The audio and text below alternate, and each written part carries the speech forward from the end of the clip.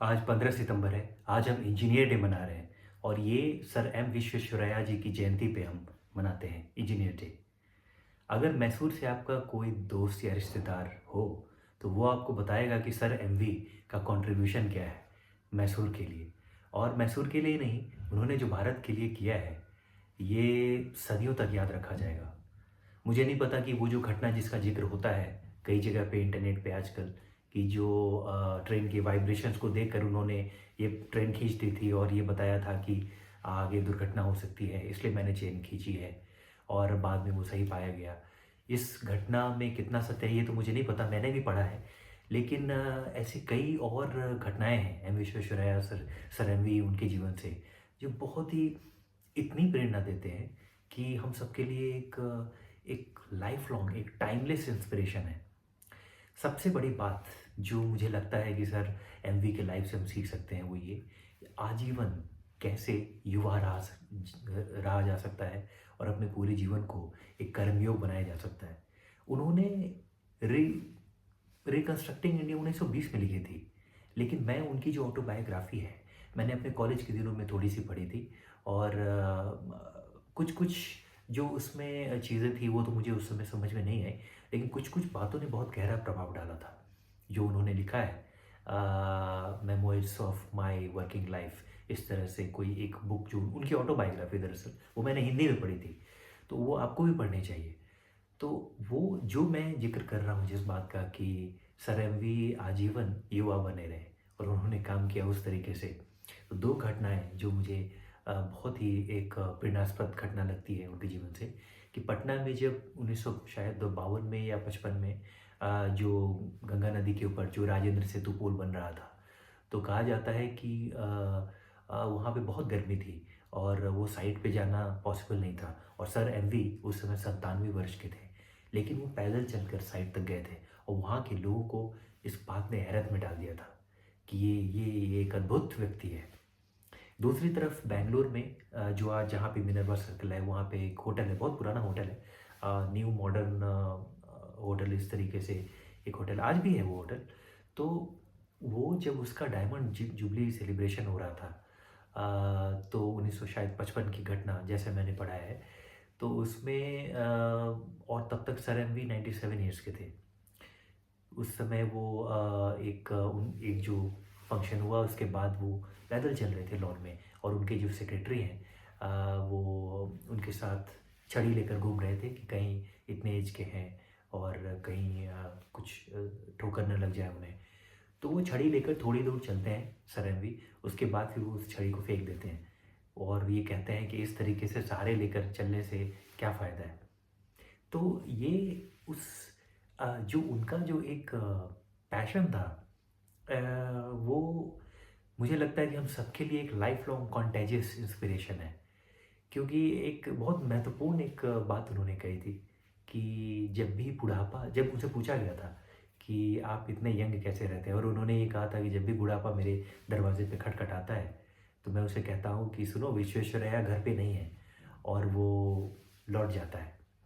वो आजीवन और वो यंग रहे और बचपन में जो सबसे पहले मैंने उनका जो नाम पढ़ा था, वो इसी संदर्भ में पढ़ा था कि जब मैं अपनी जीके जनरल नॉलेज की बुक में उनका नाम पलट रहा था, तो मैंने पाया कि 101 ईयर्स वो जिए। और मैंने अपने सर से कन्फर्म किया कि क्या ये सही है या प्रिंटिंग मिस्टेक है, 100 साल कोई जीता है?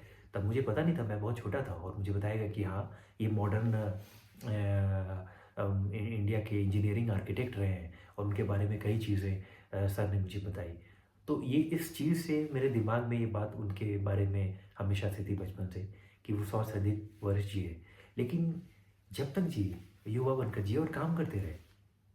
तो जैसा उनका कंट्रीब्यूशन तो इतना है कि हम उससे बातें ही कर सकते हैं। केआरएस डैम जो भी है, कृष्ण राज सागर डैम, उसके बारे में तो हम सब लोग जानते हैं कि कर्नाटक में कोई भी अ, उनका जब नाम लेता है तो बहुत एक रिस्पेक्ट के साथ लेता है। हैदराबाद में भी जो फ्लड प्रोटेक्शन सिस्टम उन्होंने बनाया है, वो उसका आज तक लाभ मिल रहा है।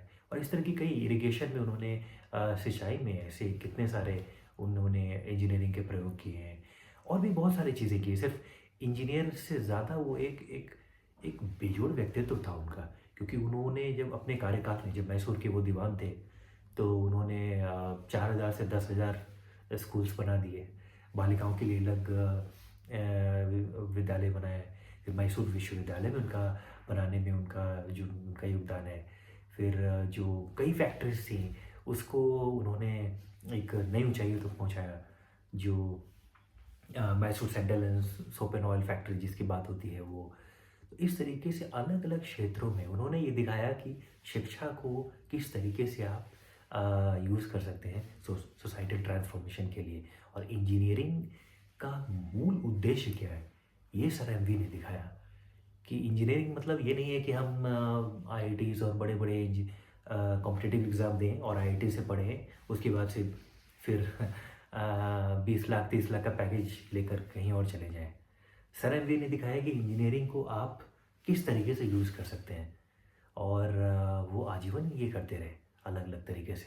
और जब ऐसा कहा जाता है कि जब वो मैसूर के दीवान बने थे, तो सबसे पहले उन्होंने अपने करीबी जो रिश्तेदार थे, दोस्त थे, उन्हें बुलाया और सबसे पहले उन्हें कहा कि देखिए, मेरे से कोई भी आप एक्स्ट्रा फेवर ना मांगें।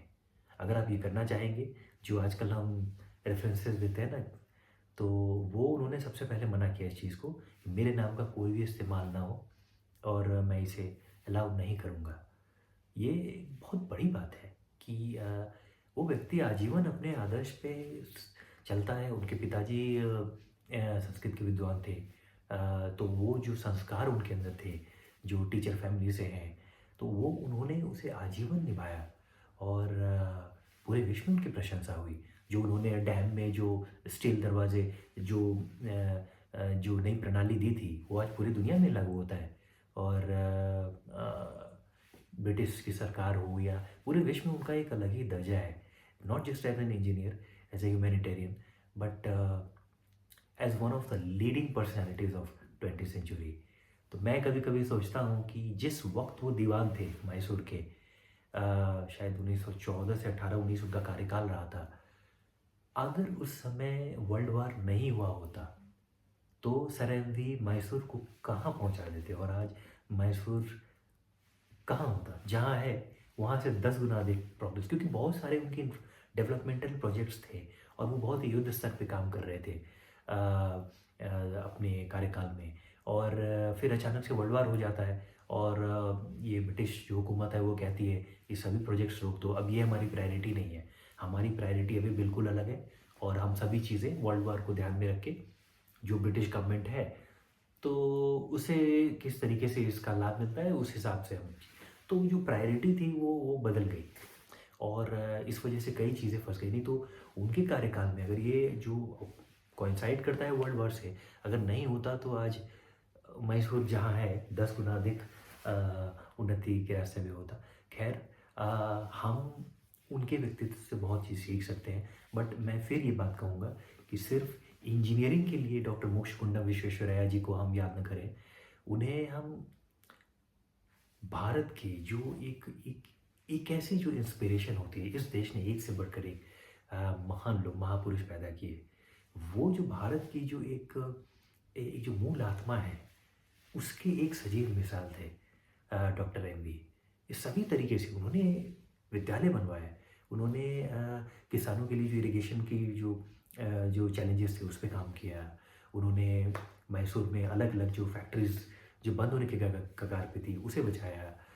बहुत विभिन्न क्षेत्रों में उनका उनका योगदान है। और इसी उनका जो memories of my working life, जो उनका ऑटोबायोग्राफी है, जो पूरी तरह से मैं नहीं समझ पाया था जब मैंने पढ़ा था कॉलेज में, लेकिन बाद में धीरे धीरे जब मैंने कुछ अंश पढ़े तो मुझे लगा कि ये आपको भी पढ़नी चाहिए।